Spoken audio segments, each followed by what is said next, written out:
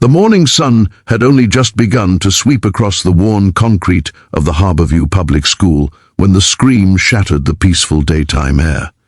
It wasn't the playful shout of a child or the startled yelp of a teacher.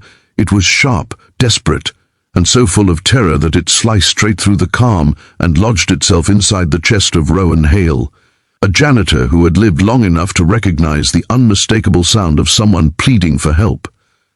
Rowan had been pushing his supply cart along the empty hallway, humming under his breath as he prepared the school for another busy day, when he heard his 11-year-old daughter, Maren, cry out from outside the main gate. Her voice, normally bright and soft, sounded wild and strained, and as he rushed toward the entrance, all he could think was that she had never screamed like that before, not once in her entire life.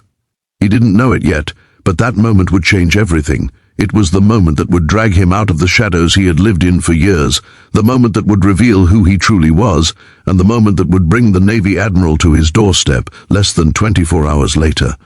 If you believe in kindness, courage, and second chances, please take a moment to like, comment, share, and subscribe to our channel Kindness Spark.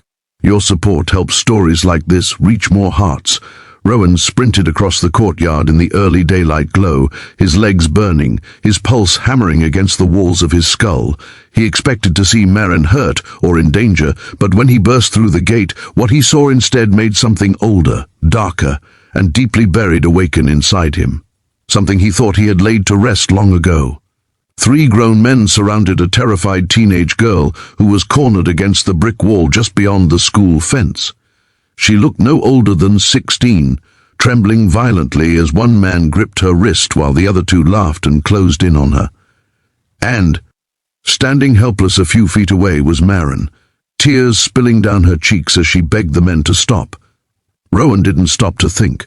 The world didn't slow down. There was no hesitation, no calculation, no fear.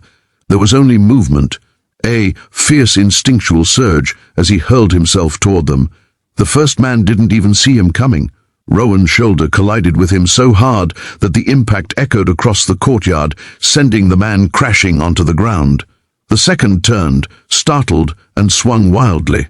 Rowan ducked beneath the punch and drove his fist into the man's gut, then swept his legs out from under him in a single, fluid motion that spoke of training far beyond anything a janitor would ever need.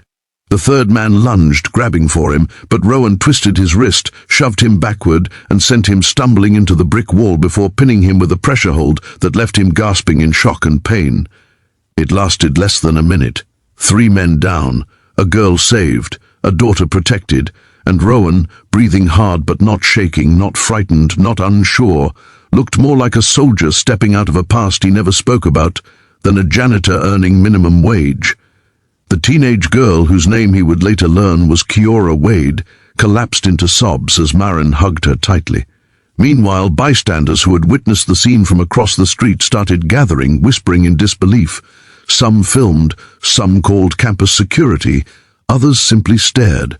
Rowan didn't bother explaining. He didn't pat himself on the back. He didn't look proud. He simply checked the girl for injuries, made sure Maren was safe, and waited for the authorities with a quiet, steady composure that unsettled nearly everyone who watched.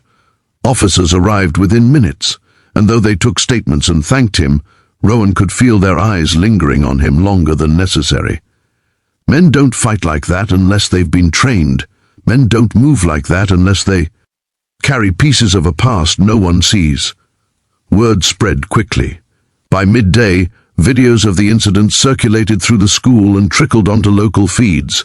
The staff, who had always known Rowan as the gentle janitor who fixed broken desks, helped students carry heavy boxes and left small lunch snacks for kids who didn't have enough food, suddenly realized how little they actually knew about him. Still, Rowan kept working, sweeping hallways and mopping floors as if nothing extraordinary had happened. He pretended not to notice the stares. He pretended not to hear the murmurs. He pretended the past wasn't creeping steadily toward him like a shadow he could never quite outrun. What no one knew, not even Maren, was that Rowan Hale had once been a name spoken with a mixture of respect and fear in military corridors. Years ago, he had served in a specialized maritime tactical unit under Admiral Niles Reddington, one of the most formidable leaders the Navy had ever produced. Rowan had been his most skilled operative, capable, steady, brilliant under pressure.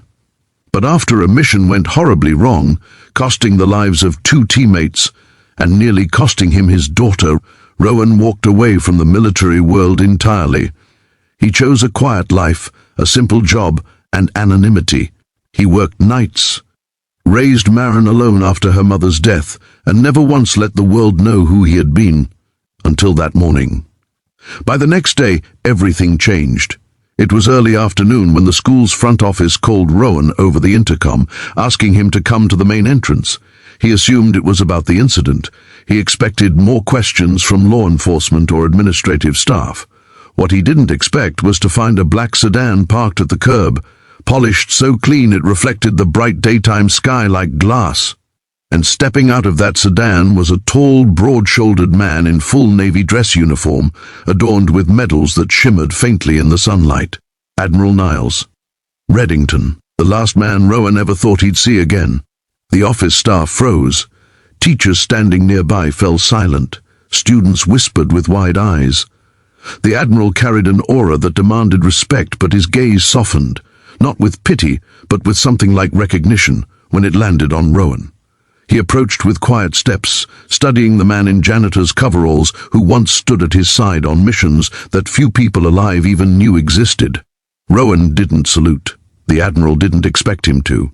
Instead, he looked him in the eyes, and in that wordless exchange, an entire history passed between them. They moved to a quieter corner near the courtyard, away from the curious attention of the students. As Rowan stood with the sunlight outlining his tired features, the Admiral spoke with a low, steady voice. He told Rowan he had seen the footage. He said the world had seen it too, millions of views in less than a day. He told him that the Navy had never forgotten him, and that heroes didn't lose their worth just because life had beaten them down.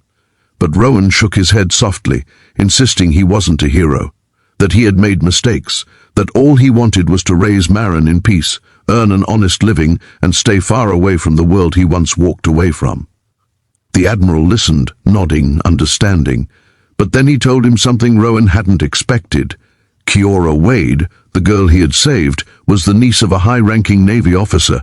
She had been targeted, not by chance, but by a group under investigation for larger crimes. Rowan hadn't just stopped an assault. He had inadvertently disrupted an operation the military had been monitoring for months, and now, because of his bravery, something big had shifted. The Navy wanted to formally recognize him, to offer him protection if needed, to remind him that he still mattered to the world in ways he couldn't see. For Rowan, the words were overwhelming. He hadn't felt seen in years. He hadn't felt valued. Most days, he felt like he was fading into the background, unnoticed.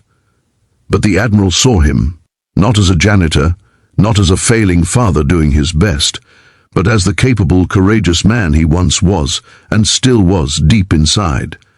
Meanwhile, Maren sat on a nearby bench watching her father speak with the Admiral.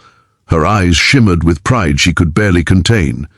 For years she had wondered why her dad moved with such precision, why he could lift heavy things with ease, why he seemed to know exactly how to handle emergencies calmly. She had never asked, fearing he might feel burdened, but now she understood. Her father wasn't just a janitor, he was a protector by nature, someone who had carried the weight of the world quietly simply because he believed it was the right thing to do.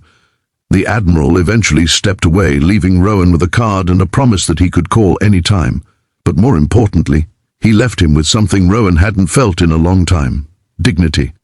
As Rowan walked back across the courtyard under the warm afternoon sunlight, students clapped quietly, teachers nodded respectfully, and Maren ran into his arms, hugging him tighter than she ever had before. And in that embrace, Rowan realized something profound. Heroism isn't always found in uniforms or medals. Sometimes it's found in ordinary clothing, carrying a mop bucket, raising a child alone, and choosing kindness even when life has been unkind. Sometimes the strongest people are the ones no one notices,